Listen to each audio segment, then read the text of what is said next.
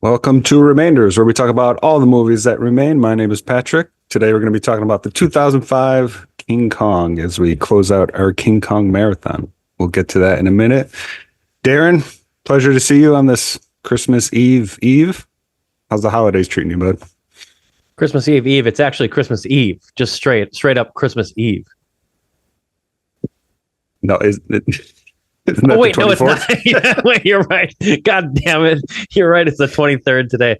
See, this is how this thing starts. It's the end of the year. Yep. This is the last one. You would think I would be sober for this episode, but alas, I decided to be drunk at 10:30 in the morning. No, just Ooh, kidding. It is beautiful. Christmas Eve. You're correct. Okay. And man, you know what's funny? We are covering a movie that I feel like Peter Jackson just decided to release all of his movies at Christmas time, right? So this movie that we're covering today, King Kong, was a Christmas movie back in 2005. And it's a Christmas movie yet again, because here we are talking about it. You're right. The third movie in the trilogy. We covered the original. We covered the very sexy version, 70s version. And then now we're covering the 2005 Jack Black version, with the beautiful Naomi Watts and a cast of a million other characters that we'll talk about in this episode. I just want to say it straight up. I didn't remember this very much at all. I had seen it, of course, back in the day, but maybe because of seeing it back in the day and because of the cast of characters, I was a little put off by it. I think I talked about it, Jack Black as like one of the main characters. It didn't really resonate with me. I was like, this guy, well, it was weird for me for some reason back in 2005, but I loved it in 2025. And we'll talk about it more, but I enjoyed this quite a bit more than I think I did when I originally saw it. Yeah, so I was curious about that. I know you said you hadn't seen it since the theaters, so which would have been in our Suncoast heyday, or at least as we were sunsetting it at the time. So maybe we were sunsetting, yeah. Yeah, we're inevitably, you and I were both a little bit more snobbish in our film tastes. Yeah, so young punks, yeah. Right. And so I think that I was assuming maybe that was going to play a little bit into it. So yeah, it's good to hear that you had a good time. Because that's cool that you kind of thought that, because we've matured a little bit in the way that we would just kind of like, I mean, I can speak for myself. Say fuck things anymore, No, I can speak for myself that I was absolutely a film snob and not worthy of it. I just was very dismissive of certain films back in the day where I had no right to be dismissive of them. So I think it's because we definitely graduated from that. So yeah, I think that at some point we decided to be like, well, film is who we are, and like we're just going to like take on that entity, and like we're going to defend things and like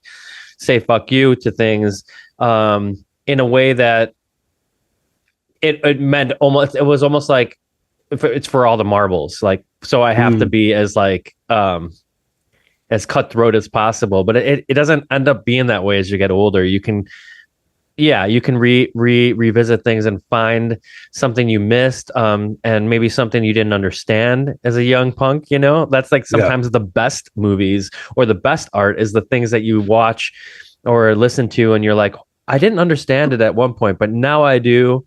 And now I see what everybody was talking about. Yeah, I mean, big budget filmmaking was something I've always loved, but I guess certain mainstream films I would be, like I said, dismissive of in the past, and no longer that way anymore. Definitely. Well, this was a huge blockbuster. You're using Kong, Yeah, this is for sure. A this character is the everybody biggest knows. blockbuster. This is a Hollywood blockbuster, so that's why this trilogy has been, this marathon has been pretty fun. Oh, yeah. And I wanted to say that, like, right as it started out, it kind of put you back in that world of, like, the original Kong, And I think that was the cool thing, is that, like, it's like, well, what if this movie was made back in the 30s, but it had all the technology of today? Well, it's the true remake. So they had the OG in 33, the 70s version was set during the 70s, so that's why there was a lot of differences between the that. oil and everything. Yeah, and so Peter Jackson's, I mean, his favorite movie of all time. I mean, this is the movie he was actually trying to get made before Lord of the Rings, and the technology wasn't quite there. And I think I remember hearing that Mighty Joe Young being a failure at the box office was a big reason why this movie didn't get greenlit in like 96, 97, or around 98. And so this is just a giant love letter at the end of the day to the original King Kong. So yeah, coming off of an Academy Award-winning film, Lord of the Rings: Return of the King, of course, and them giving credit where credit was due. Peter Jackson being on top of the world. I just saw something with. I mean, that's what's beautiful about it, is that he did the Lord of the Rings, and then he truly got to make the movie he wanted to do. So. Well, right, and yeah. I just actually right before we were talking, I saw one of those reels on Instagram with Gus Van Sant, and he was talking with Bill Maher, I think, and they were talking about how. Every actor wants to work with like the director, but more importantly, every studio wants to work with like the director's next film. And so if you're like nominated for an Academy Award or whatever, they're like, well, if he wins, we want to have the director's next movie. So yeah, it was the sweet spot for him, as you're saying. Yeah. Did they talk Psycho? Yes. Did you see that? No, but I assume. Well, that was the point, because Good Will Hunting was coming out. Oh, okay. He had been talking with the studio, and I guess this is from his words on this reel, but they had said, you can have one of our IPs, which people know the characters, or you could have something, that I forget what the other thing was, but the story it was in the 90s, and they were like, remaking these movies but changing it up, and he's like, no, I want to make Psycho shot for shot. And they were like, you're crazy. But like that's what he was saying. All of the actors that the studios wanted to work with Gus Van Sant, but they didn't know like what to do, and Psycho wasn't really what they weren't on board with the way he wanted to do it. And then long story short, I guess he was nominated for the Academy Award for Good Will Hunting, and they're like, okay, yeah, you can do Psycho. And that, I think, was his next movie after that. The timing was right. I remember Psycho being 98. I forget. Do you like that Psycho? Do you care about it? I do.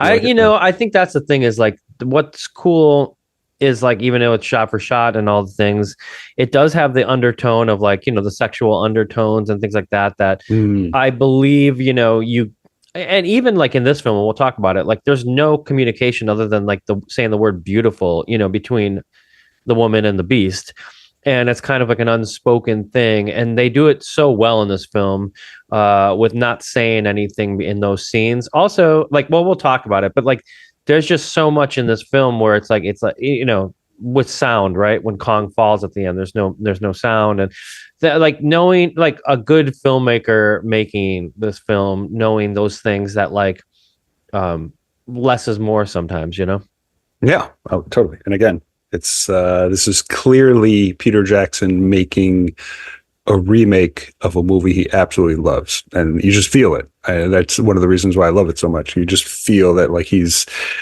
honoring the original and just kind of expanding on it so much in his own loving way. But so this one, like I said, set in the original time.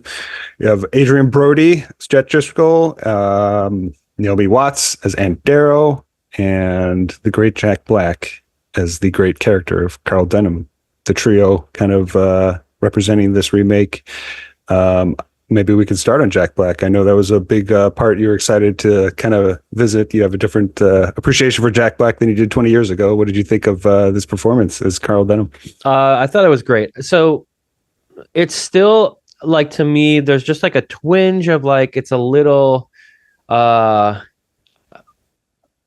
out of place. I don't know if that's a little bit. Yeah. I agree with you. Yeah, but still, like, his kind of like the character, it wasn't like poorly done or anything like that. And I still think he was great. I like removing myself from the Jack Black of like the Pick of Destiny, like the Tenacious D Jack Black that I knew back in 2005, and looking at him as just like, he's a little more subdued, but he's got that Jack Black charm that you love. And then he's also like, it's cool seeing him like dressed up and kind of in this role, which I think on paper was just perfectly cast, but I don't, there's something disconnecting to it. What do you think? I don't entirely disagree with you. I think it's just an aspect of Jack Black being so iconic in other roles that it almost makes it a little bit difficult for him to fully be in another role. Like, I think he's awesome as Denham. Like, he gets the asshole in Denham just right. The overbearing and just doing anything to make the money for himself. I mean, there's so many like small moments and putting everyone in danger and putting everyone in danger just to get the score. There's just so many small moments where it is kind of just perfect, and it's not even so much his performance. It's just again testament to the movie itself. Like one aspect I think is when they're on the tree trunk and Kong's like knocking them all down. It just is for 1 second you cut to Denham and all he's doing is filming. I mean, everybody's getting killed and he's just filming the movie because he knows he wants to get the shot no matter what. They play that up really well. And again, that's a small thing. You're just showing him like filming the carnage, but like that's the character, right? Like he wants, and he's willing to do anything to get the notoriety, which of course blows up in his face in every single way possible. What is that line that he says when he gets into like the cab in the beginning? It's so weird and so out of place. I don't understand it. I'm really good at crapping the crappers. Yeah, I don't get it. The crapper. Is that something of the time? Like I wasn't. It's very possible. I've never like researched if that's like a line, but because it's like a segue because he gives a little like scene. He gives a little like eye wink to it, and I don't know, it just works for whatever reason. But yeah, I don't know that line, but yeah, like I was saying, I mean, this is only like 2 years after School of Rock, which is my favorite Jack Black performance of all time. It's just like it's honestly most people, it's honestly one of like just the best cast. I mean, that movie is Jack Black, and that movie is fantastic because of him in that. So I think I don't know, you're right. It's a little out of place. It still works totally with him in it, but at the same time, I think it's just partly because he's so iconic in other areas that he doesn't 100% blend into a more subdued character, I guess. So, and now on the other hand, I will say that Anne is perfectly cast with Naomi Watts as the iconic Fay Wray character. I've always been a fan of hers, and I think I told you like the thing she said that David Lynch says, like anybody who puts who gets in a movie with that monkey is going to be famous or something like that. It's so true, It's like this was like, and she's perfect. She's so great. She's just a wonderful actress. I love seeing her have a bit of a resurgence and a lot of the Ryan Murphy stuff she's been doing lately. And of course, we love Mulholland Drive. When was Mulholland Drive? Was that 2002? 2001, I think. 2001. Okay, so a few years. I could be wrong. I think it's 2001 though. Sounds right. Okay. And then our action hero, Adrian Brody. What do you think about Brody in this role? So huge fan of Adrian Brody. I have been forever. He's fine. Like he is just fine in this. Like he's not amazing or anything. He doesn't do anything. I mean, he's an Academy Award winner at this point in this film. Yeah, and so that's kind of the thing with I guess like blockbusters is sometimes you just have those roles that exist for no other reason to What was like a great role was the guy from Bloodlines and from fucking Wolf of Wall Street who plays like the actor. Like I've never seen him like that before. I forget his name. Oh, Kyle Chandler. Yeah, so good. I loved his role a lot. I thought like he was so great when he was doing the mustache with the that was I have it written down right here. Kyle Chandler's mustache. I love it. Yeah. So good. And like, kind of like that he's always in that like actor suit through the whole thing. It's kind of like it's so interesting. Like all of a sudden you become like a survivalist out in the wild, but you're still like playing the role. That was so well done. And he was really, really good. I was more than anybody. I mean, not more than anybody, but I was like, wow, this is a great performance by him, and unexpected for me. It's he's not the biggest part of the movie, and he's not. I mean, I just love the movie. Well, I'm saying in Kyle Chandler in Manchester by the Sea. Oh, that's awesome. That's what I think of him now because of how much I love that fucking movie. Like looking back, like that is like honestly one of the best movies we've ever done because that movie just grows and grows in terms of my appreciation. Because it's just so perfect. But it's he's not a huge role, but that's what I think of Kyle Chandler first now every time I see his face because I love him so much in that. Agreed. Yeah, he's awesome in that. He's also, I never saw it, but I think it's like a TV show series. I don't know. Or maybe it's just a movie, but Friday Night Lights I know he's popular for. I think that's what most people actually do know him from, which I've never seen. So Bloodlines is also like a Netflix show that was really popular with him as well. I've never heard of that. You're not talking about Hellraiser bloodlines from '96. No, I am not. I know that would be your favorite, but no, it's like Right. it actually I don't know this one. Sam Shepard was in it Oh before he shit! died. Nice, Yeah, nice. I know you're a fan of Sam Shepard. I don't think he created it or anything. He just played a role. And then also Linda Cardinale was in it. I liked it. It kind of ended a little not like I don't think you love the ending, but it was a great show. Oh, Anyway, it's also Ben Mendelsohn. Do you say Ben Mendelsohn? no, I didn't say that. Yeah, I like him quite a bit. Looks like he was one of the stars in it. I'll have to check this. This is how little TV I watch. So Well, also, just at the end of the day, I just want to say his performance in Wolf of Wall Street next to Are you trying to bribe me? It's like the best shit ever. Him and DiCaprio. DiCaprio's like, that scene is get the fuck absolutely iconic, where it just slowly realize what's happening between the two of them. It's so beautiful. I love that so much. So I've been meaning to rewatch. Here, have some lobsters to go, Yeah. and throws the fucking lobsters. It's an incredible scene.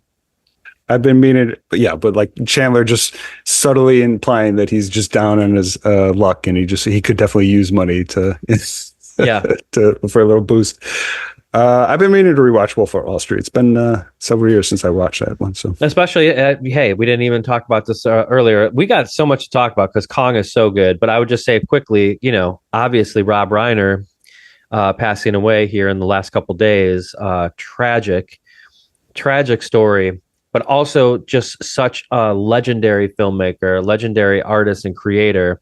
And as we're talking about this here, like I think it's important to bring him up.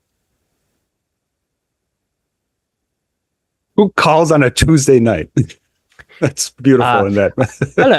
hello, jolly good, jolly, whatever he said. That scene in Wolf of Wall Street with him is immediately what I thought of when he passed away. I was like, dude, that guy's so fucking good as the dad. Yeah. So good. He's like, what? And that scene between all of them, when I would love to have been a fly on the wall where they're just like talking about like spending on the extra money or whatever for the clients. Sides, like, $7,000 in sides.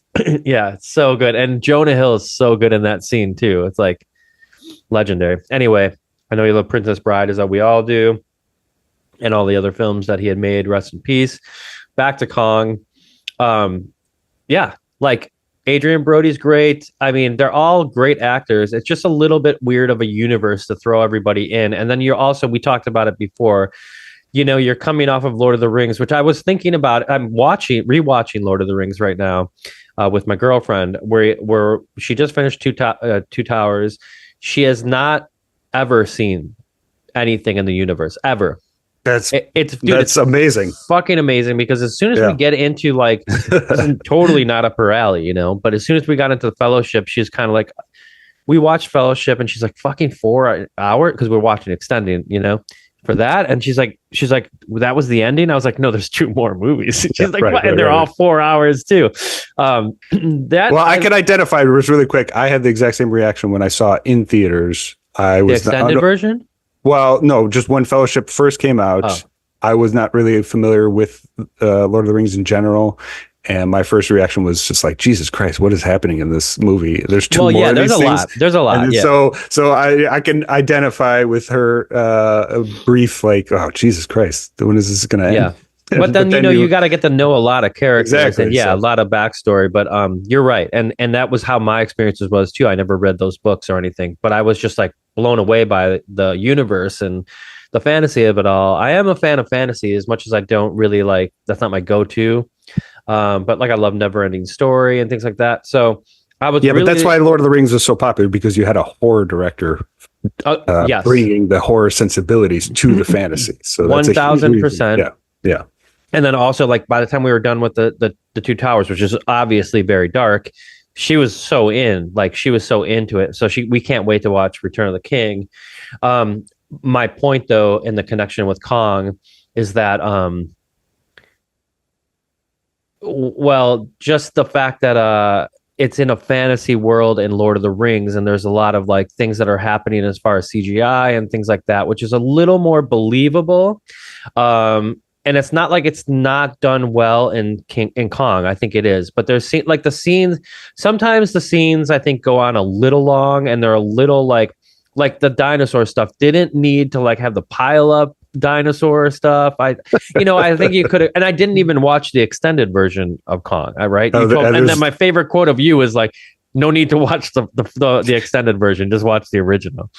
So I like. There's scenes in the extended version that I like. They're not essential like the Lord of the Rings extended versions. They haven't. It's by no means like the extended Lord of the Rings. Those are like I think most people agree. Like those are the definitive versions of those films. Definitely not the case here. There's a Stegosaurus, additional Stegosaurus scene in the extended version, which is more of what you saw with the Brontosaurus. Which was also in the original film, right? The Stegosaurus, I believe. So that would make sense. Yeah. So that is kind of the interesting. So like the original had the Stegosaurus scene, and he filmed that. It got cut here, and the bug scene when they go down and get attacked by the bugs, that was actually a deleted scene from the original.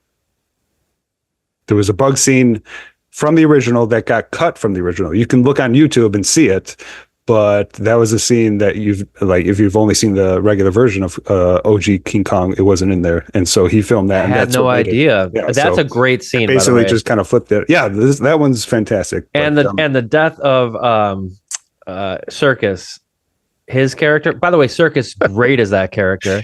Lumpy. The Serkis as Lumpy and King Kong. Yes, exactly. Yeah, I mean, but I just wanted to say that death scene, one of the best I've ever seen. Those fucking worms, dude. And he's just like, well, if you haven't seen the film, you got to see it for a lot of reasons, but also like there are some like you said, horror director. There is some horror shit going on in this. Yeah. For sure. Maybe just sticking on the CGI and the action scenes. I mean, I totally agree with you. Like the Brontosaurus, he goes so over the top.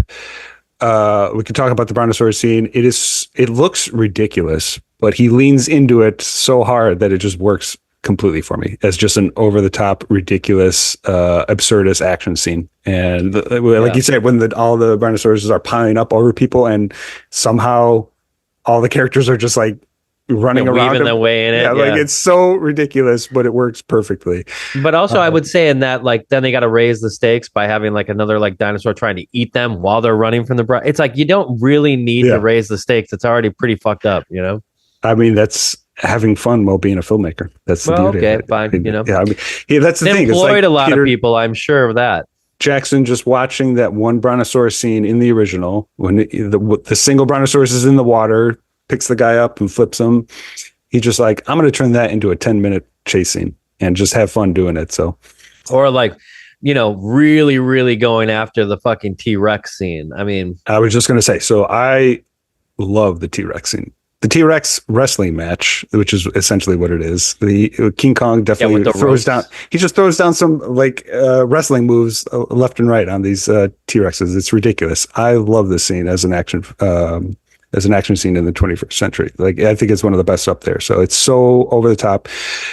And then they go down to the ropes, and then it leads into basically when it's just the final T-Rex and King Kong defending Anne. That's basically the original scene right there. And even the moves that he does, where he separates the T-Rex's jaws, he plays with the jaw at the end a little bit just to see if he's still alive, which is directly out of the original. It's so lovingly recreated, and I love it so much. So,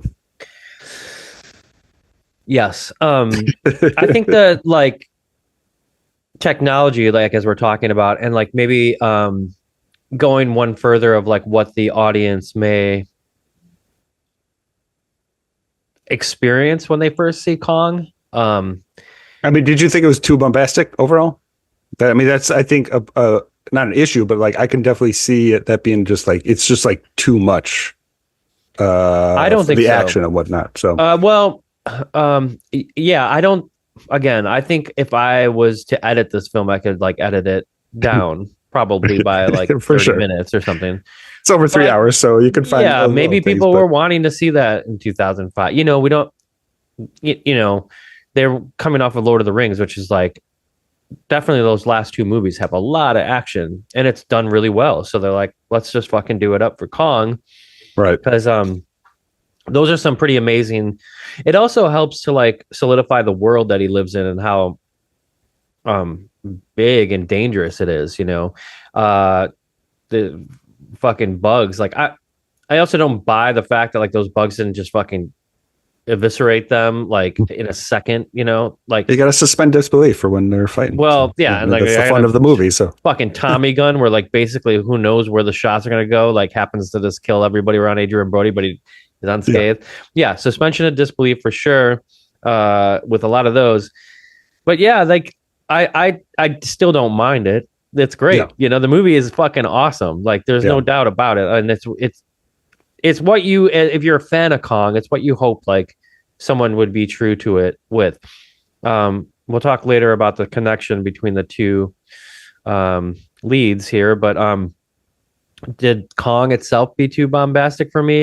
I don't think so. What I like about Kong is that you're showing sort of like what it would be like to be in those situations with Kong. Because he is, like, as you've said before, like an animal, right? Like a lot of the scenes you don't really know if he understands or not, which I love that it's not like an immediate, like they're going to connect. It's kind of like the whole movie, you're kind of like, do they understand each other, or does Kong understand? It's very subtle in a lot of scenes, and a lot of scenes don't even give you that satisfaction, in my opinion. But then you also, one of my favorite things about it is when you first see her get picked up by Kong, is like the way the camera moves. Like you said, just he's so good at like that sort of like frame rate being really lowered, and like kind of it be like that horror stuff that he does. He does it a lot in Two Towers, actually, for the horror effect. But it was done really well with like showing what Anne would have been going through being carried by a big ape through the jungle, which must have been completely jarring. And I think visually, he did an amazing thing to show kind of what that would look like, which you could have never really done in any of the previous versions. Yeah, he definitely does the terror well, but then that's what makes it so effective when they do have that connection at the sunset, which I think is like such a pivotal scene.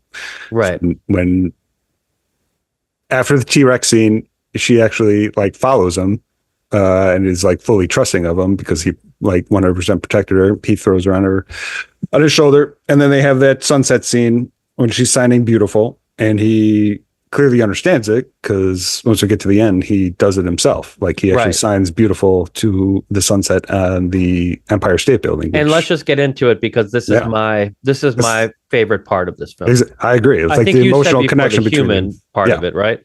Like that's what I got out of the original. I think that's why the original is so special. It's there. It's clearly able to do it better in this version because of like technology and different things, and the way that you're to be able to tell more of the story.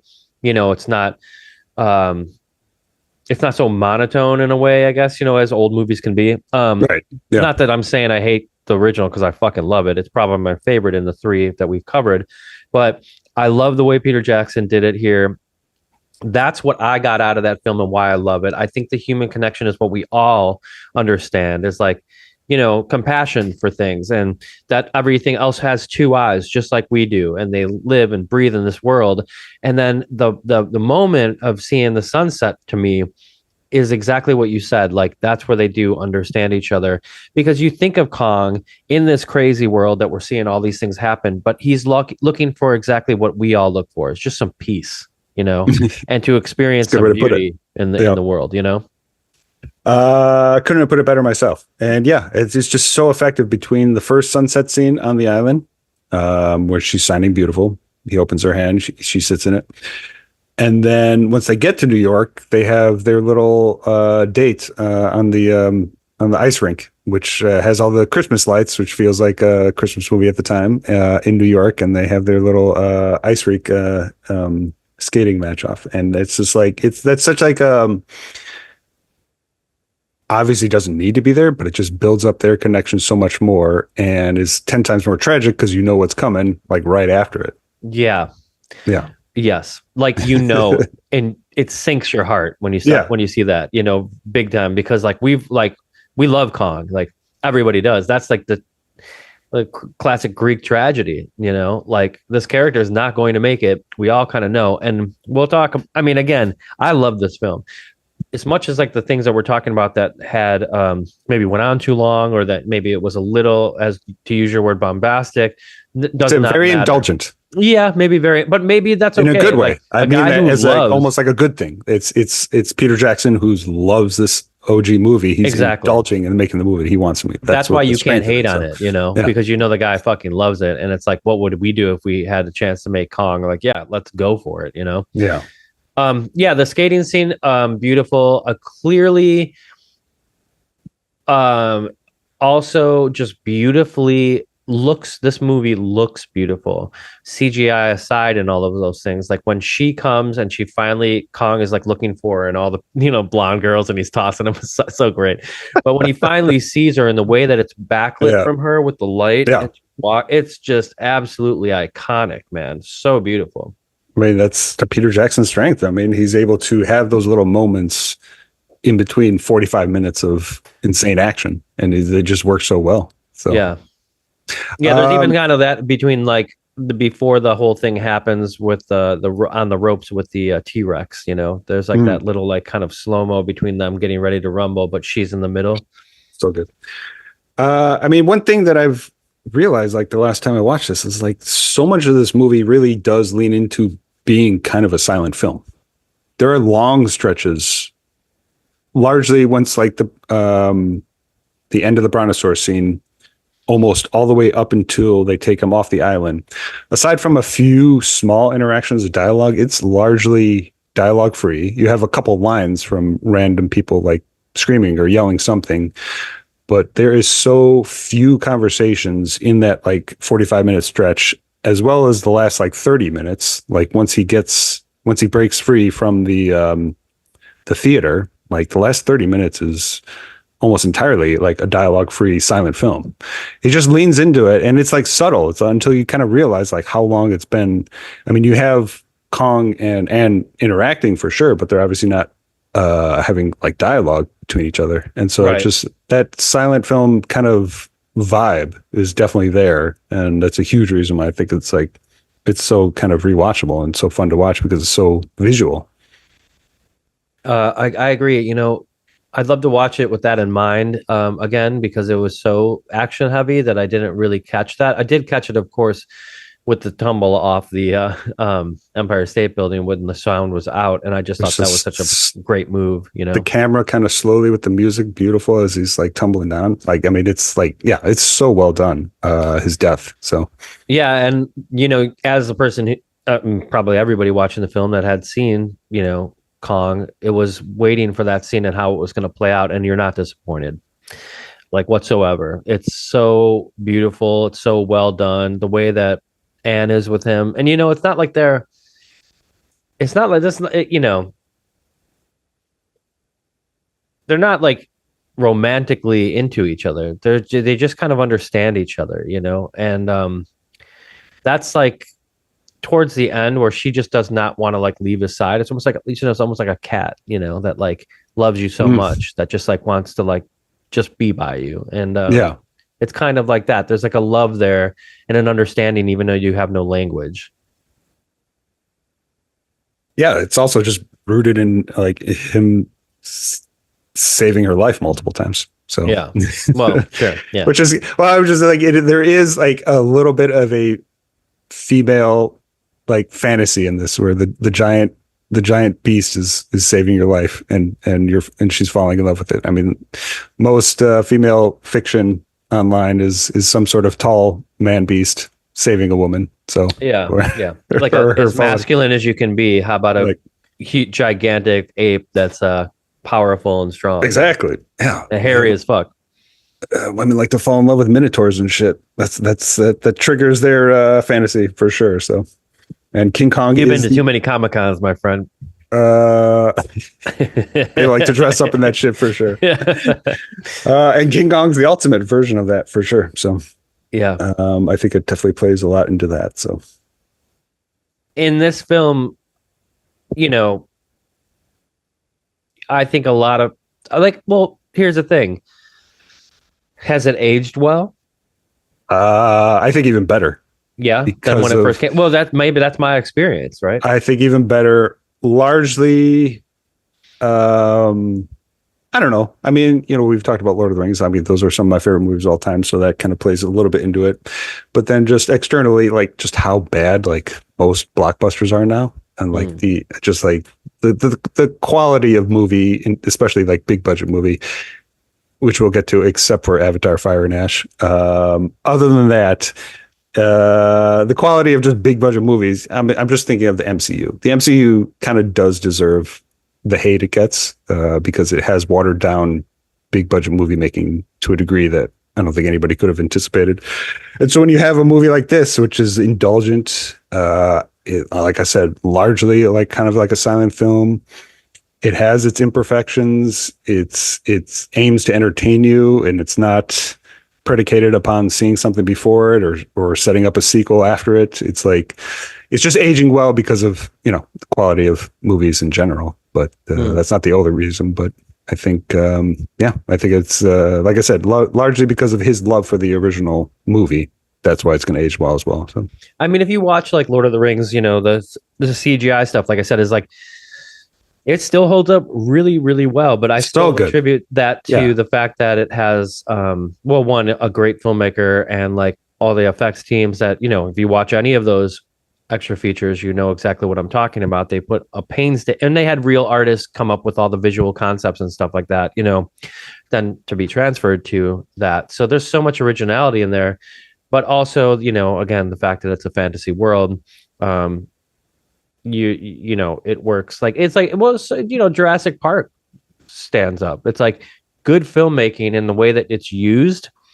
Take note, AI makers out there. This is like a beautiful film that way. Kong, it's just not Lord of the Rings as far as the CGI and stuff, but it's not bad in any sense of the word. Well, it's so much. There's so much more. It's still a fantasy world. The Oliphant. I'm thinking of like what's purely CGI in the Lord of the Rings. I mean, you have Gollum as the mocap.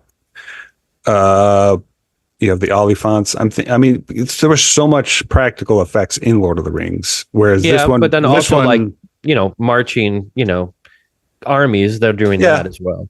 That's true. I guess this one was just a little bit more ambitious in terms of like full, like every single dinosaur. There's not a single practical effect, I don't think, in the movie. It's all CGI. And so that's also why, I guess the what are the things that like when they're like, they call them the wargles or the forget. But anyway, that's like when Aragorn falls off the cliff.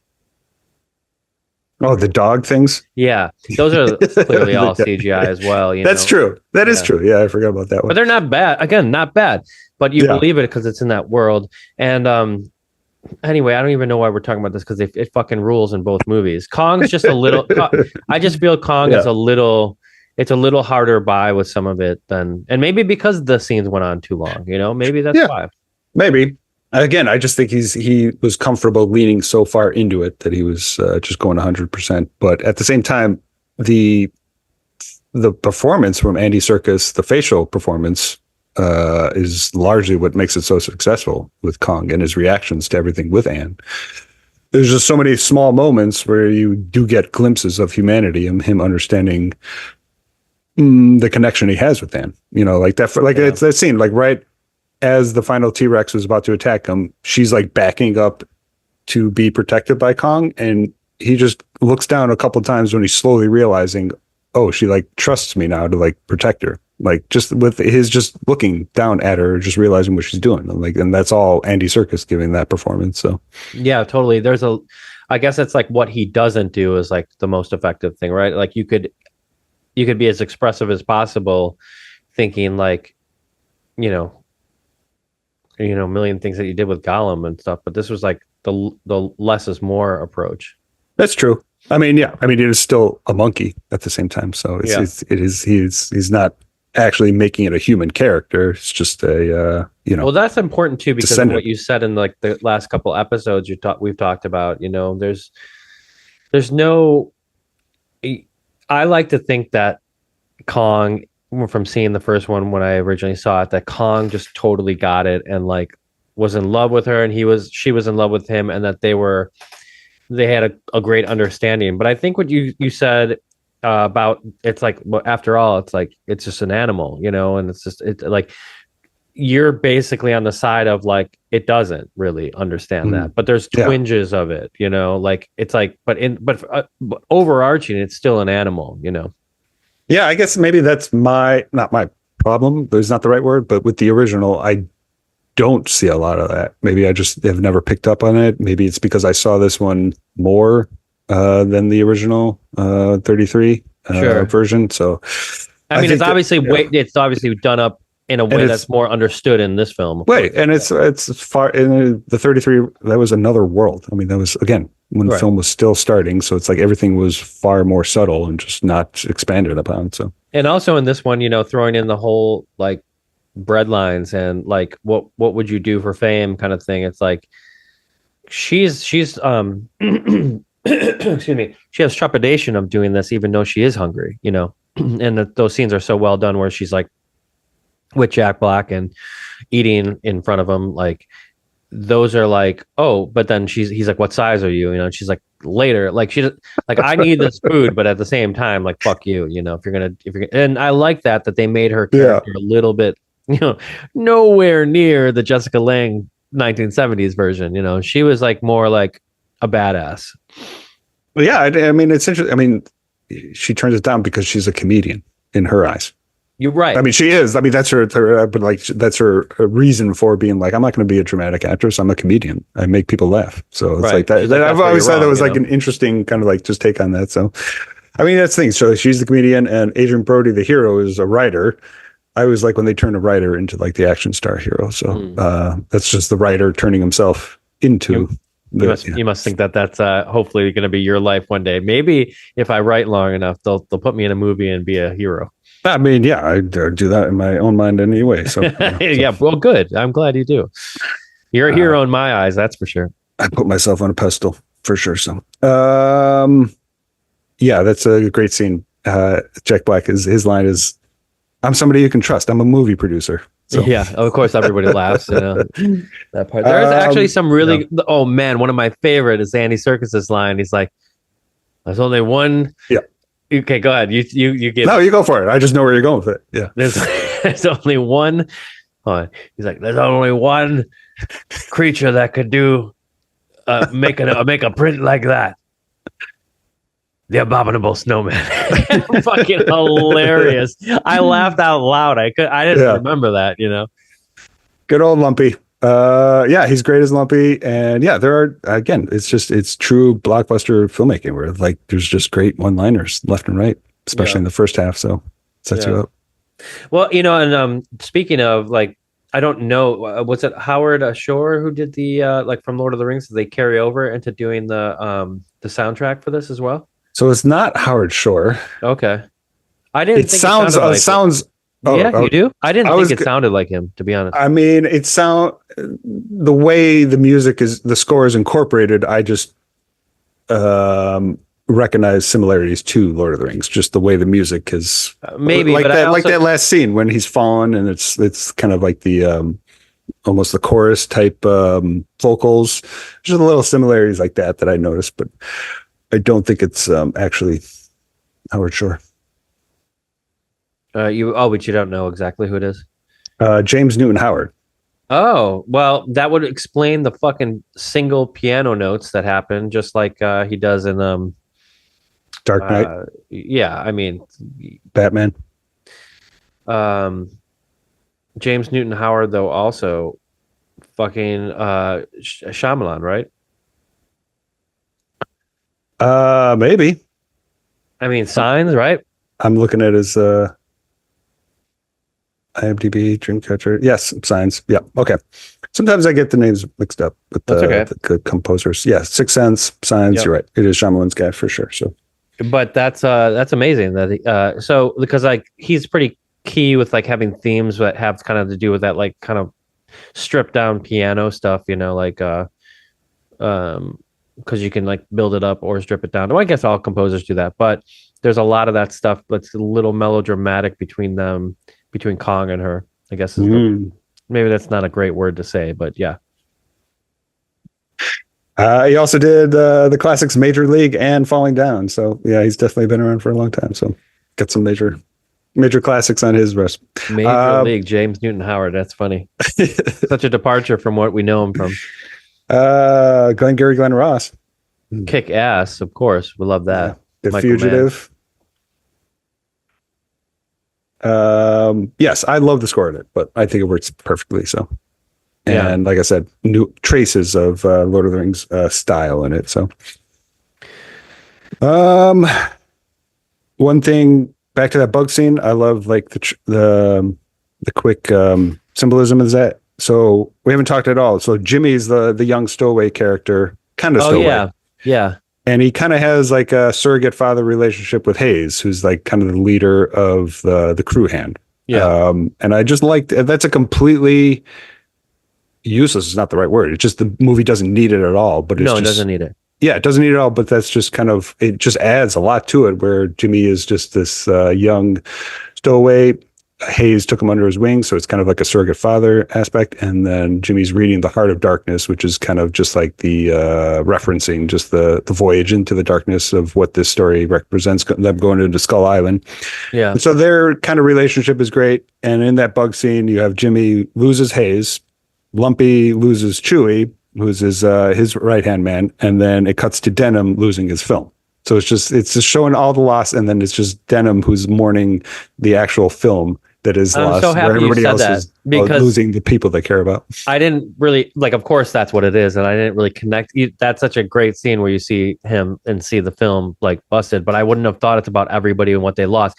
Of course, I thought it was awesome that they did that, and I guess that's another reason to build up that storyline, right? Because when they do get down to that pit, like they're like trying to protect the dead too, like because the bugs are going to like eat them, Totally. And they're that's like really well done. But yeah, of course, Denham's just like, oh, well, this is over. But of course, it's also amazing that like the tenacity of that character. Like, I'm not going to give up. Let's chloroform the fucking guy, let the ape, and let's get it to New York. Like, he owns it right after they pull him up. The captain is like, that's the thing about roaches. They always climb out. And Denham's like, hey, man, I'm already out of the toilet bowl and I'm shedding off my wings. So like he like owns that he's like this indestructible asshole. So for sure.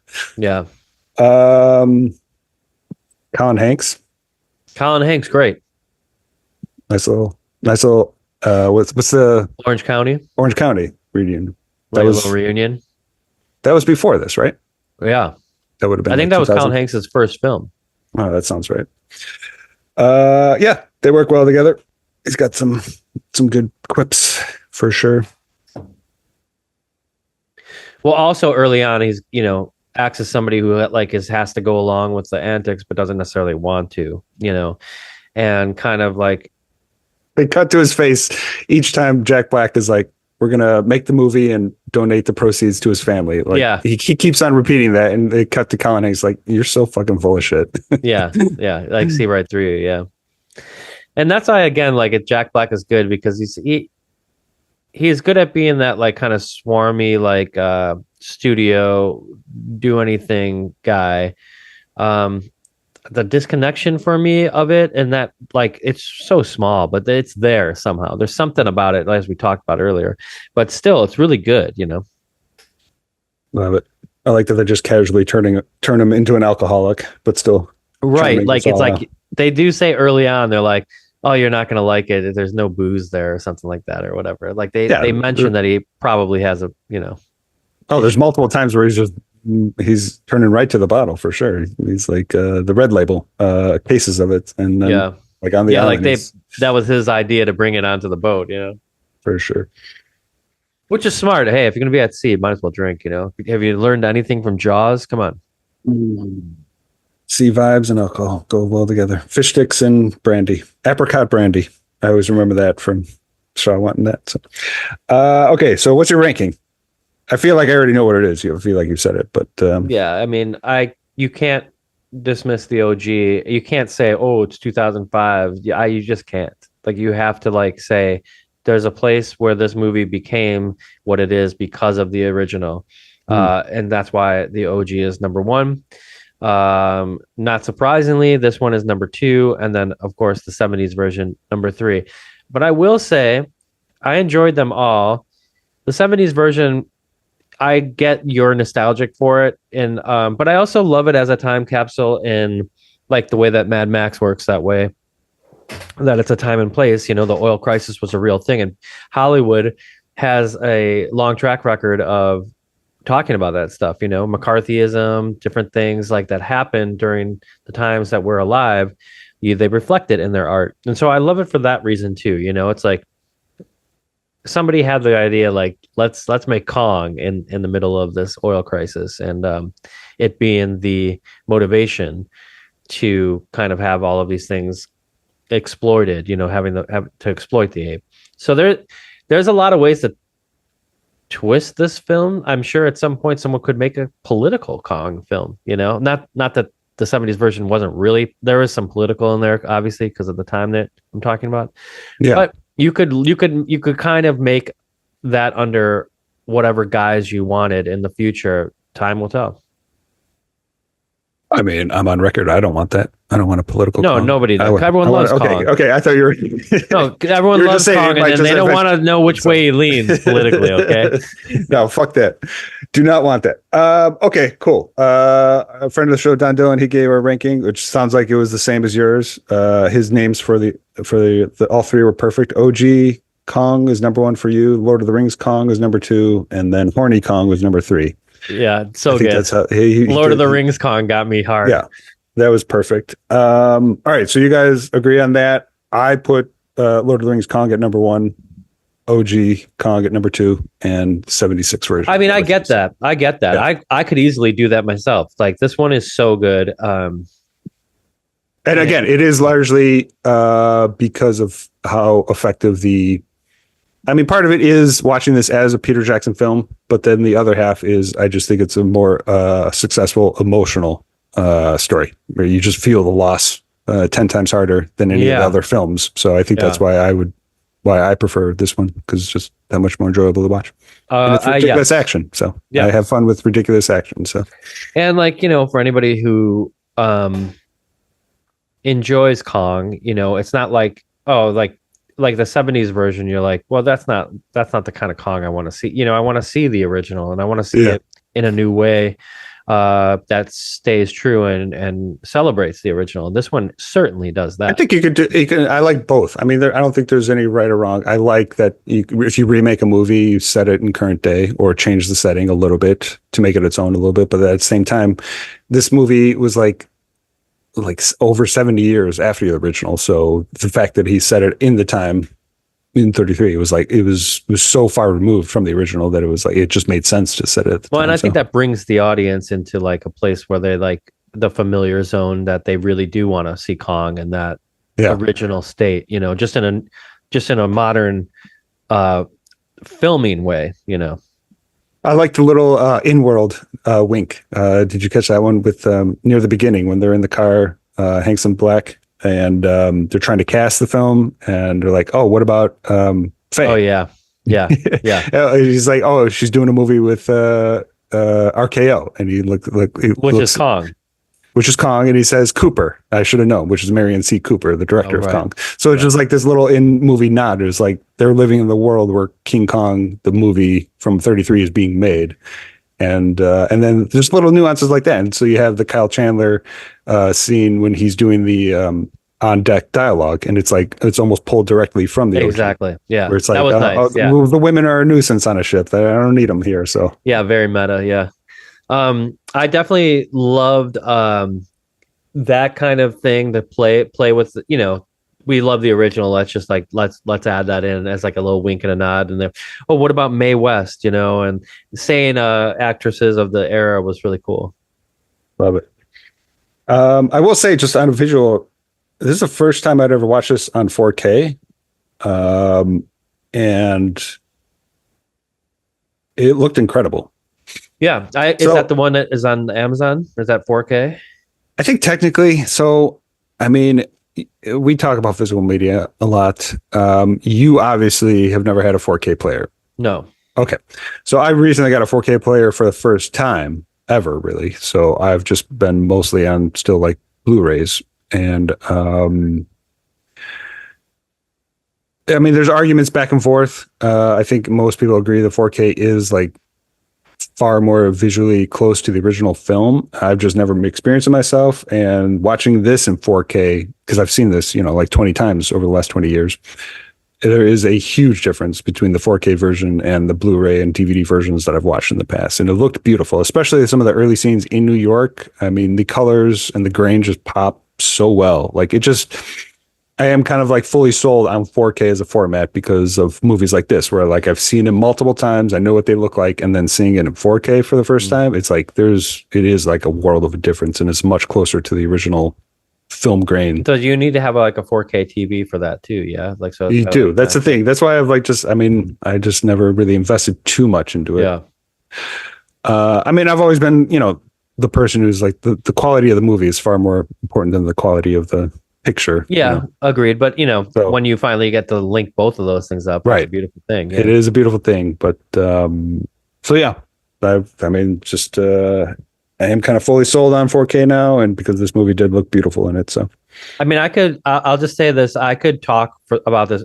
I think this is one of our better conversations that we've had in the trilogy, because I just think there's so much here. And I think we could like talk even more I think we could talk longer about this film and go on and on and on about that. And that's like, I think a testament to how good the film is on so many levels. It's really like hitting on all cylinders. Beautiful, beautiful, acted like, even with the things we said, it's still acted awesome. It's cool cast, it's faithful to the original. It's got one of the best like characters in all of cinema history, with one of the coolest directors that has done and has a great track record. It's not like he, fell into that. He's just a really true artist. And so for all those things, this movie will continue to grow over time. There's no doubt about it.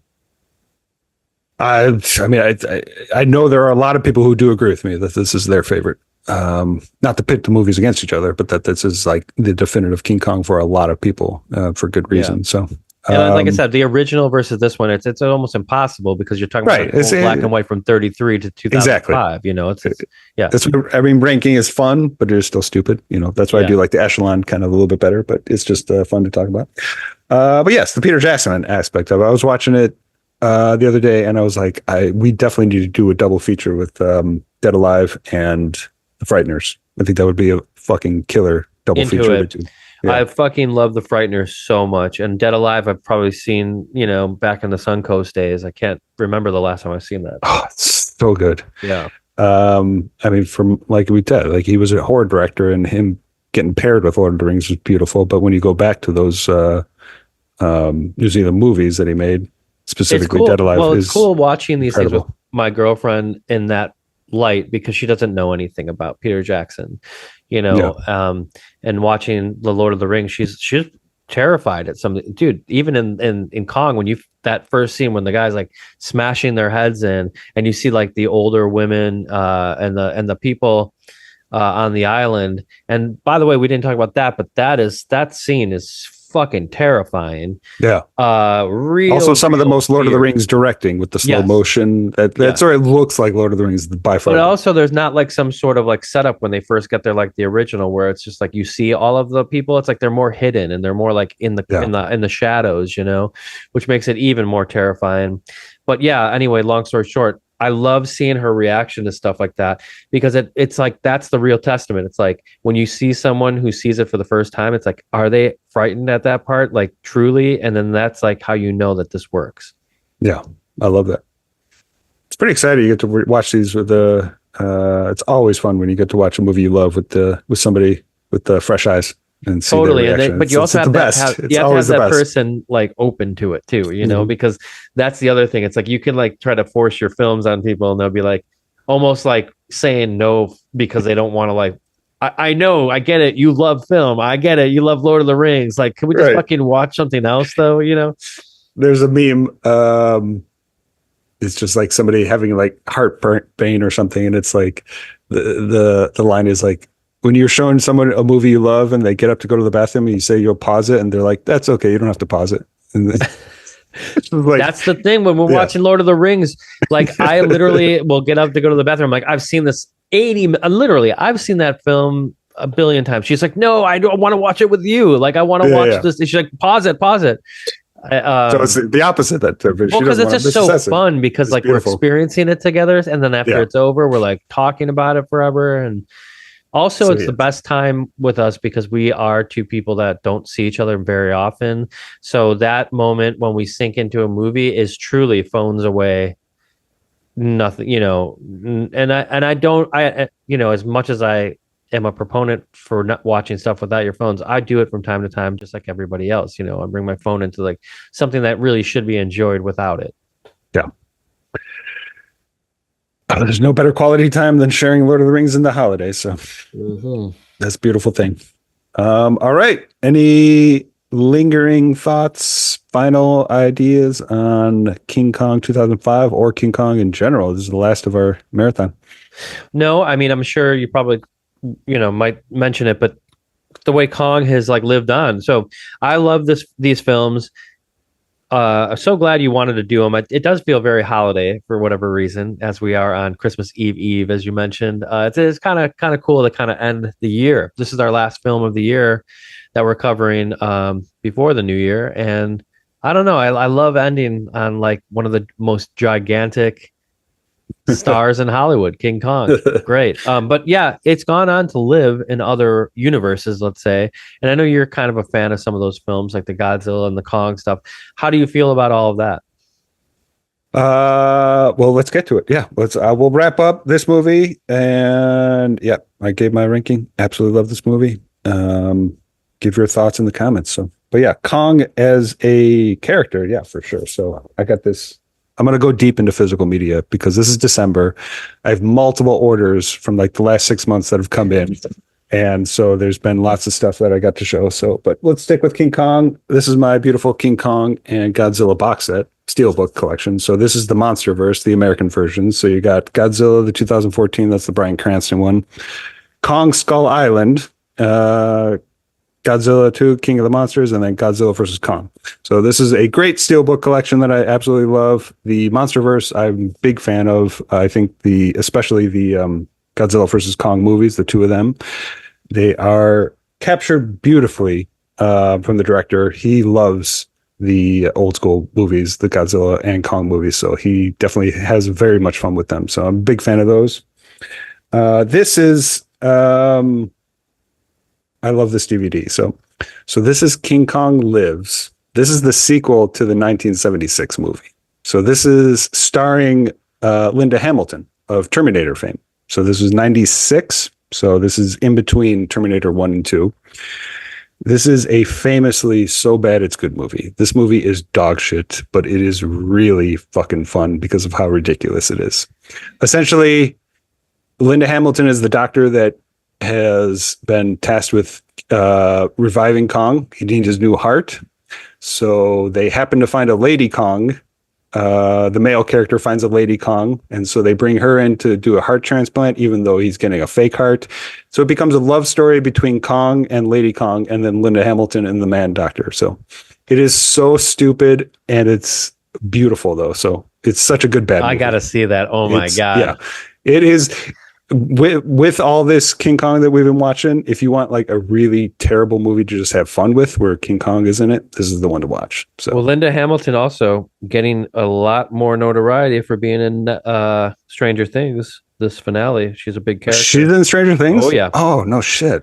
They do a great There's job a lot of, like, there's a bringing- lot of people in Stranger Things that I should be watching it for. Well, this is why, because they want to bring in the people that you knew from the 80s and stuff. That's and true. Of course, Linda Makes Hamilton sense. and the Yeah. Terminator, But universe there. Sam is in it, right?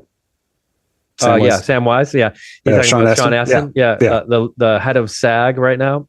Yeah, he's in it in I think season 2. Yeah, I think it's season 2.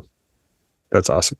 Yeah, I'm missing out. I just don't have Netflix. It's my problem. So I'm sitting here with my King Kong DVDs, and I don't have Netflix. It's all good, but that show is fantastic.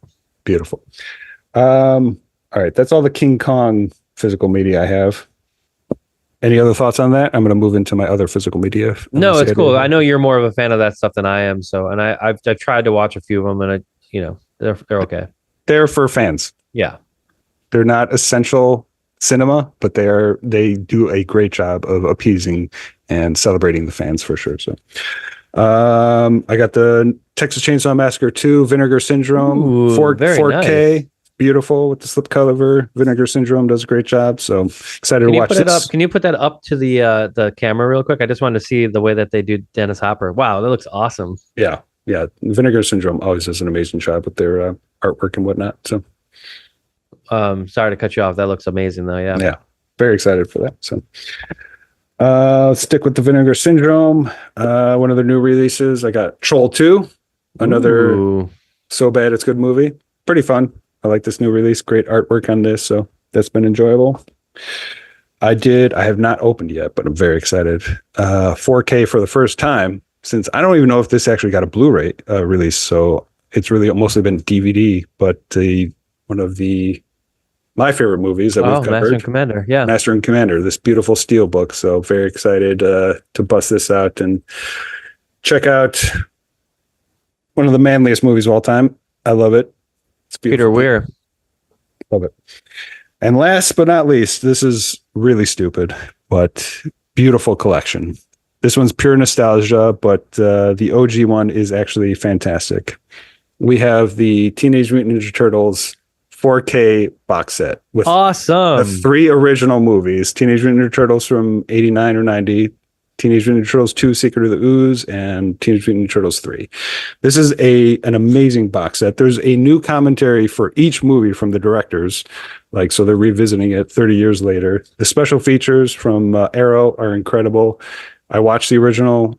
It looks beautiful in 4K. The OG one holds up so well. It is actually a fantastic superhero movie. Man, I watched it a million times when I was a kid. Had the VHS. Is there commentary by Vanilla Ice on Secret of the Ooze? No, we are missing that, but that would have been that would have definitely made it the 4K release of the year if they had that. So. Yeah. Ninja rap. Ninja. I know it was very fun to watch those first two. Third one is all right, but revisiting those first two is fantastic. So that's pure nostalgia for me, but at the same time, the quality of it is there. So there's a reason why so many boys our age love that shit. Yeah, that came out. So. No, 100%. It's like basically, what did I wear out more? That or like Jurassic Park? It's like. Yep. Or playing Super Mario Brothers on Nintendo. It's like it's a beautiful time. Beautiful time to be alive. We alive. were lucky to be youngins back then, for sure. Not to get too nostalgic on it. So, okay, that's all the physical media stuff I have. I do want to say just a couple other quick things. Andy Serkis, staying on him. I would love to cover his Planet of the Apes trilogy. Him playing Caesar. I think that trilogy is one of the most underrated sci-fi trilogies of all time. What he brings to the Caesar character in those 3 movies, I think it's one of the best sci-fi trilogies out there. So, and it's largely because of Andy Serkis's performance. So, it's funny. My girlfriend and I were talking about. I was trying to explain to her how amazing it is to hold that DVD in your hand and show her all the extra features and how expansive it is. And she was like, "Are those available anywhere?" And your point exactly. They're not anywhere I could really, there's clips and stuff online, but not the way it was in those sets. And because she wanted to, wanted to see a lot of how Andy Serkis did his stunts. Because I'm he's going upstream and doing all this shit for real. That's a very physical role of Gollum. Yeah. I mean, that's one of always been an argument for physical media is all the extra stuff really, rightfully so, isn't really available freely on YouTube or anything. So, yeah.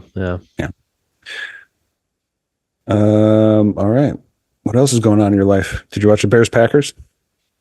No, because I was following it on my phone, but we had a day where we had to do a bunch of stuff around town, so I was indisposed. But that was an incredible game.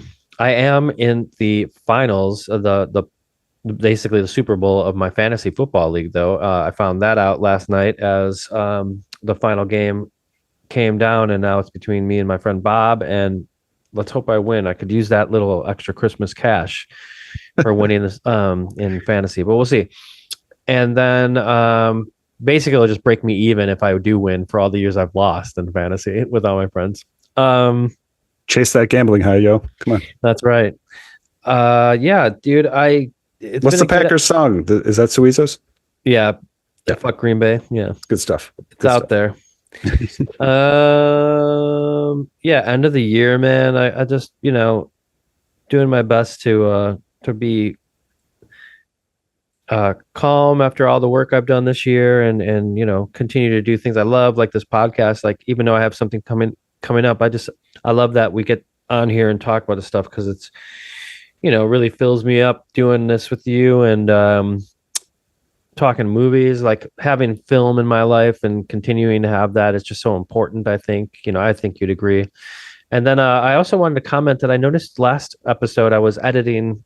We don't, just for everybody out there that's made it this far, that it's kind of a hangout vibe of our podcast. Originally, when we started to do it, it was a little different. And I would edit out all of our poppers and all that stuff, and it took me hours, if not a day, to like do all that. And we've since just become this great hangout thing. I think we've gotten better at what we do. Would you agree? Substantially. I'll try to limit the but yes, getting to the hangout vibe is far closer to our Suncoast conversations than a short edited clip, for sure. So, and I mean, that's what I love about it. So better meaning like the way that we converse about stuff, not being so like hung up, maybe that, this is like recorded and all that stuff. Maybe I'm just speaking for myself, but when we first started, It was like that's a little jarring, formal. Like, trying to actually, like, I mean, there's a big difference between a conversation and then delivering information. And we're having a conversation together, for sure, because that's by far the most fun. And I think what we get the most out of it, for sure. So, yeah. And like having like those moments when it becomes like, oh, I didn't know that. Or oh, that's your opinion. Like, let's talk, that happens so organically. And any of the are fine. I was just like, I'm such a perfectionist in my artist life that this has become something where I just like let it roll. And it's like, that's, I mean, I love it for a million reasons, but that's another reason why I love this. It's like, we kind of just like, it's a leap of faith for your perfectionism. So. And here's the other thing I was going to say about your perfectionism. I noticed as I was editing, just what I do with these episodes is that I want to master them so that they sound good to the audience, and then I sync up that new audio. So that process of once we finish this episode, the process of actually getting this online is about a 3-hour process. And for you and I, we've always we started with our cell phones, getting that, capturing our audio. And now I noticed you have a new microphone on this last one, and I just wanted to say. You sound better than I've heard you on any episode with this. Okay. So I'm retarded with technology, so I need to follow your lead. But yes, I did get a new microphone. I've listened to a couple of the last episode, and I personally don't hear any difference, but the fact that you're telling me there's a difference, I'm going to follow your lead. So I got a new one. It's a Yeti, and it feels good. It looks good. And so that's definitely good to hear that I sound better now. So. Oh, it was like night and day. Like, okay, beautiful. I think the other mic that you had was okay, but like when you'd back off, like it was like more of like an echo chamber. That one seems like whenever you're like in and out, it doesn't like really change it. And the one thing I remember Tom, from my band, telling me one time in the Scissors as we were what we used on stage and what most bands use on stage is a microphone called the SM58, and it's just like a Shure microphone. But it's what he said to me, because I would sing like this, or sometimes in front, but a lot of times I would like kind of have it off to the side, or I'd throw it around. And what he was like, dude, he's like, I could barely hear a thing you were saying. He's like, do you know that most microphones are unidirectional, meaning you need to sing right into the mic. Yeah. And I was like, oh my God, dude, like, thank you for telling me that, because I didn't know, Yeah. And long story short, like, that's why sometimes, you'll see me talk like this or whatever. But if you back off, it's like, it is picking up your thing. But for most people, like, it's listening to a podcast, I think they like hearing that consistency in your voice and stuff like that. And I think this mic is giving you that 100%. So it's good. Cool. Like I said, need your feedback on that, because you're definitely far more of an expert on it. So all good, man. But that's what I mean. I think we're evolving and changing in little ways, but still keeping true to the way that the format goes. And I'm here for that. Beautiful. Love to hear it. Yeah. Um, we'll save it for another day, but Avatar was maybe the greatest movie of all time. That's kind of that's all I'll say about it now, because I've only seen it twice. I still need to see it. Only seen it twice since the last time we talked. It just came out. Yeah. Hey, priorities, man. Come on, let's go. It is fantastic. I mean, I'll have more thoughts maybe in the next couple episodes, but plenty to talk about there. That's all to say that, absolute masterpiece. Well, no countdown clock. 4 years until Avatar 4. 4 years? Yeah. Well, it's going to get pushed back inevitably, but yeah, it's scheduled for 4 years from now. So it's partially shot. James Cameron has, I think, filmed the first third of the movie. So he's making the 4 and 5 back to back now. So, So in 4 years and then 6 years for Avatar 5, those will inevitably get pushed back. Best case scenario, it ends in 2031. It'll probably be 2033 or 35 in reality. Wow. I know, it's a beautiful thing. And everybody who hates these movies, they're like, "Oh my God, shut the fuck up!" These movies. Well, here's the thing: like, it gets a lot. It's getting a lot of hate because there is a faction of society that just doesn't like these movies, but then also actively wants them to not be around. Even though you have 40 MCU movies, but you have 3 Avatar movies, and somehow 3 Avatar movies is like beating a dead horse. That argument doesn't make sense to me. I don't get it. It's like, well, as I said earlier in this episode, it's usually the things that I don't understand that end up becoming my favorite things of all time. And when I saw the first Avatar, I was like, and I'm not into, James Cameron or any of that kind of stuff. It just, for some reason, I didn't. And here's the thing, maybe Kong was the same way. I had that like preconceived notion in my head about like, I don't know, what the fuck, this fucking weird universe or whatever. And then like you just automatically don't like it because that's the mindset that you're in. So I do owe this movie and this franchise a lot of my attention at some point in the future. I'm just not ready for it yet. You don't owe anybody shit. You get to do whatever you want. Well, yeah. If you want to take my recommendation, beautiful choice, my friend. So just FYI, 2 and 3 are basically one long movie. So if you want to take like a nice day off of work and spend 7 hours watching The Way of Water and Fire and Ash, they are basically the same movie. It's kind of like the Pirates of the Caribbean 2 and 3. Which I rewatched a few scenes. Those movies are fucking masterpieces. Absolutely. Oh yeah, I love those films. 2 and 3, it took me a few years to fully appreciate. I almost love them more than the original now. So, but yeah, Way of Water and Fire Ash were basically shot as one movie. And so if you want to take a nice siesta and watch 8 hours of Avatar, that's the way to do it. Siesta is the right word, I guess. I will have plenty more to say, but I'll just, I recommend Avatar Fire and Ash. Well, if you've listened to our podcast, you know that there has been a countdown clock for the last couple years that we've been doing this. Pat always tells you how many days until Fire and Ash, and here we are. He's seen it twice and it's out in the world. So I, for one, maybe even if I don't know much about the movies and stuff, I have enjoyed the countdown clock. So thank you for that. I'm just having an existential reality. I love not having kids because otherwise I wouldn't be able to spend this much time just watching Avatar at 10 a.m. on a Saturday morning because I just do whatever I want with these movies. So it's so great. How has the theater looked? Has it been pretty packed?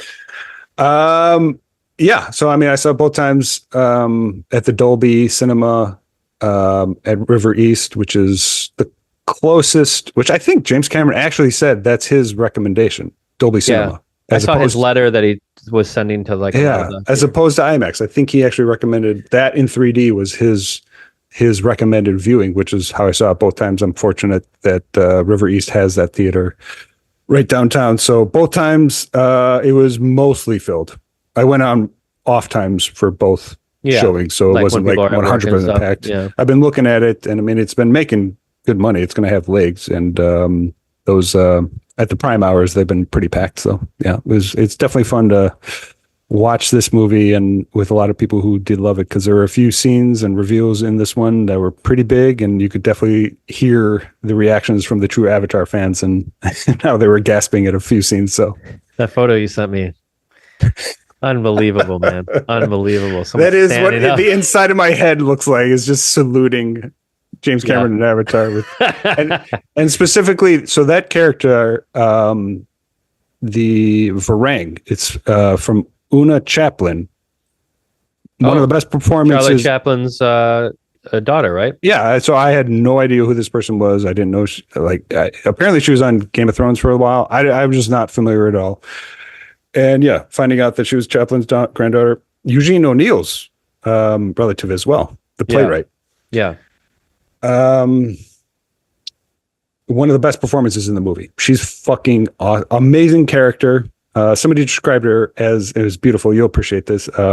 If a Morton Joe from Mad Max Fury Road was super sexy, it's basically, it's kind of the vibe that she has, where she's absolutely insane, but her performance is, he leans into like her sexiness as a villain. Like she's an old school like villain who's the bad guy just because she likes being the bad guy. And so it's like, I'm sure there loves the kill, just to fucking do it. Yeah. I love a bad guy who just revels in being a bad guy. Yeah. And she does a great job like that. Yeah. Like if I could bathe in blood every day, I would. Right. You know? Yeah. You so get that vibe, and her performance is absolutely fucking fantastic. Like I would say she would deserve a best acting nomination for that. So we'll have plenty more to get into. Maybe one of these days you'll decide to watch 2 and 3 and give me your thoughts. But hey, if we have to cover it on Remainders, I'd be forced to, wouldn't I?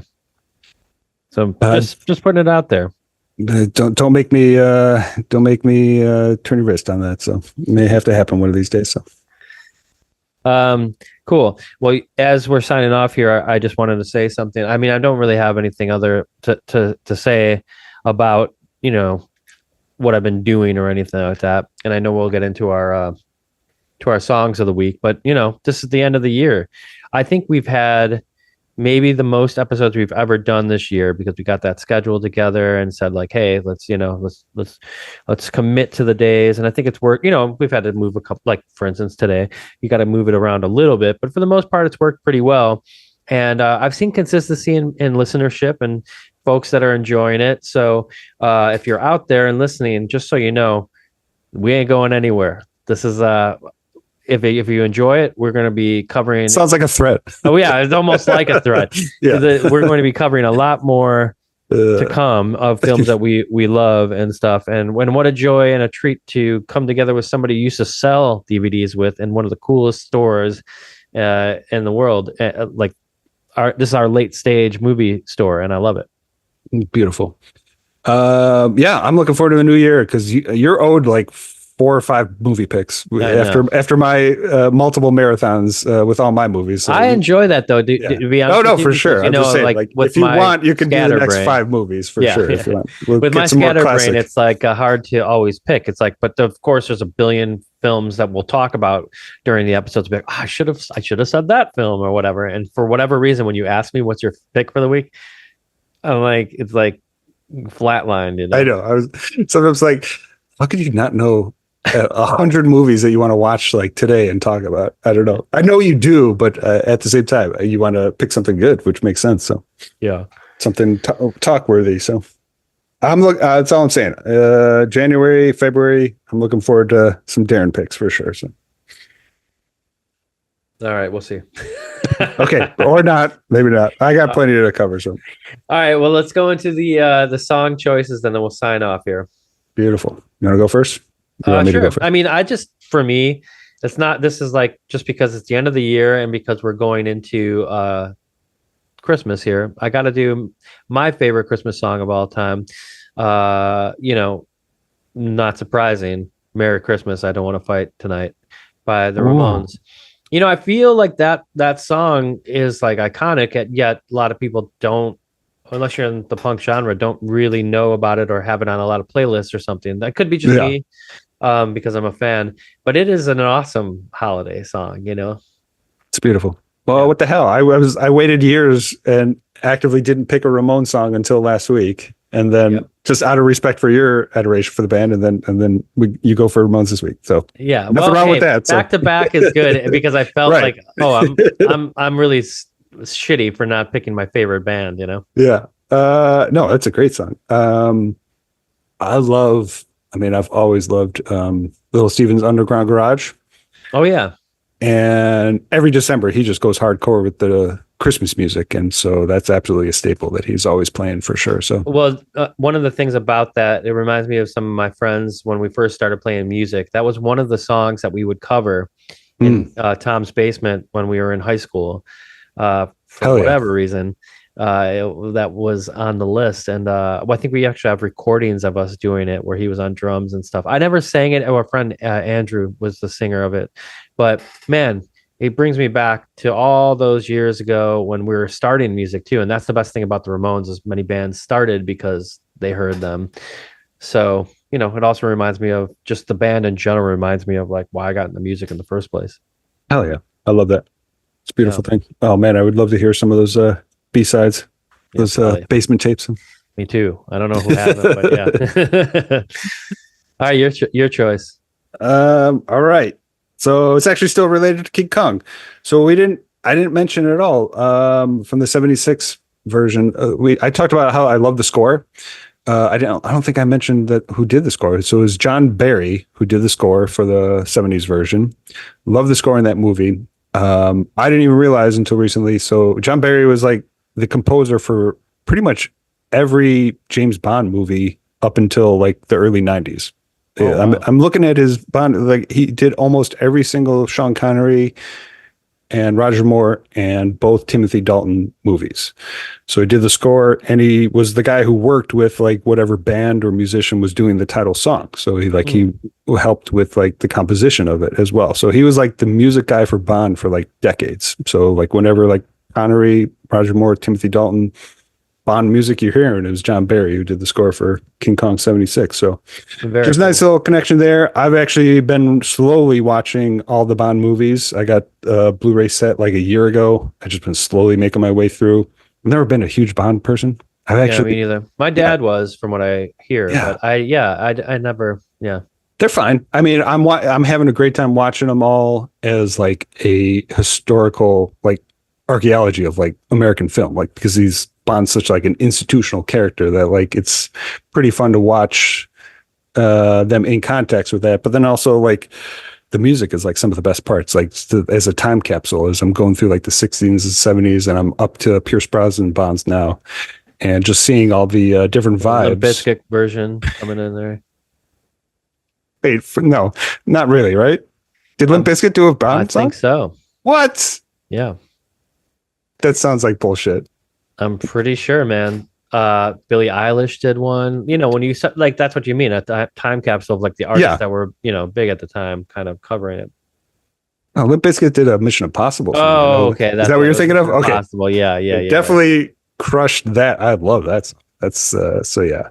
So that's the thing. That's the other thing. I grew up more with like the Bourne movies, which I absolutely love, Paul Greengrass, and then the Mission Impossible movies. So some of the old Bond movies are, I just never really watched them too much growing up. So it's been fun watching them. And I'm going to do the song from the last John Barry score that he did, and which has actually been my favorite Bond movie. And it's an underrated. So Timothy Dalton was always the underrated Bond. He only did two in the mid 80s, A View to a Kill and The Living Daylights. No, I'm sorry.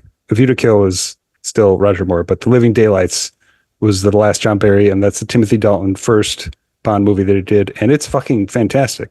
Kind of looking back, it was a big deal because this movie, it was closer to the later movie, the Daniel Craig movies, where the Bond was like a kind of more of a full character. So The Living Daylights in 87 was kind of the first time that Bond wasn't like just the perfect, immaculate character. He was actually humanized by Timothy Dalton. And the movie's actually really fucking cool. So I'm just going with that song, which is the most 80s. That's the other thing. It's a hardcore 80s score. It's synth hard. It's so many synths, and I love it so much. And The Living Daylights by the great Norwegian band Aha of now I'm forgetting their major songs. Take On Me. Take On Me. No. Yeah, you're right. Yeah. Norwegian, yes.